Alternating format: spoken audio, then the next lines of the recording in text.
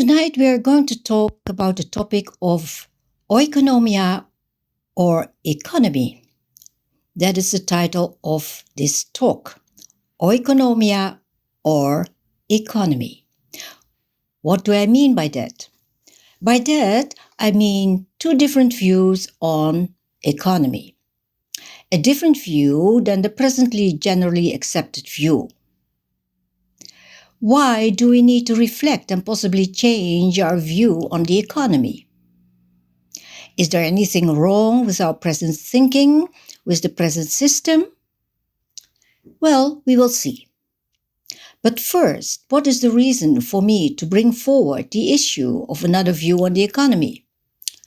My reason definitely is not to just sound interesting because I had some new ideas that I wrote down in a book, and therefore I say that we must talk about that, about some new ideology, a new philosophy that I brought forward. My intention is not to merely add more words to that ongoing discussion about views on the economy. The only reason that motivates me to think about these matters is the fact that millions and millions and millions of people have to live and must survive in conditions that are unacceptable. Unacceptable, at least in my view. As said, this situation does not concern just a few people, but millions of them. Nor does the situation last only for a short while, a few months, or even 3 years. No, it is a structural situation that lasts over several generations. One generation lives in this difficult situation, their children remain in the same condition. And their children again the same, without any prospect for improvement.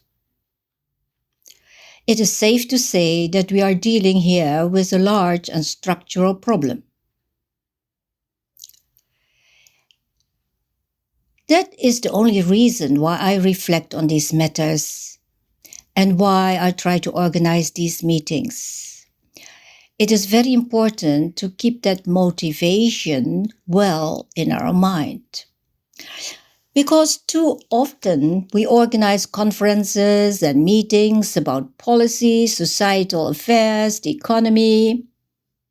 And I have been to so many conferences because I worked in the field of development cooperation.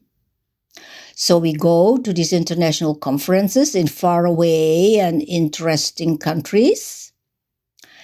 And then people talk and talk and talk, both speakers and audience. It makes me think, what do we really still talk about? Is it still to find solutions for people and their problems? Or is it about a professor, an activist, a researcher who wants to launch his or her stories? And then at the next conference, we regurgitate the same stories all over again. And that for decades now. No, that is absolutely not what I intend to do. So, these millions of people I mentioned before. The World Bank has established as of September 2024 that 692 million people live on less than $2.15 a day. That seems to be the poverty line. If you have less than $2.15 a day per person to spend, then you are officially poor at a worldwide level, that is. 692 million people, that's a lot of people.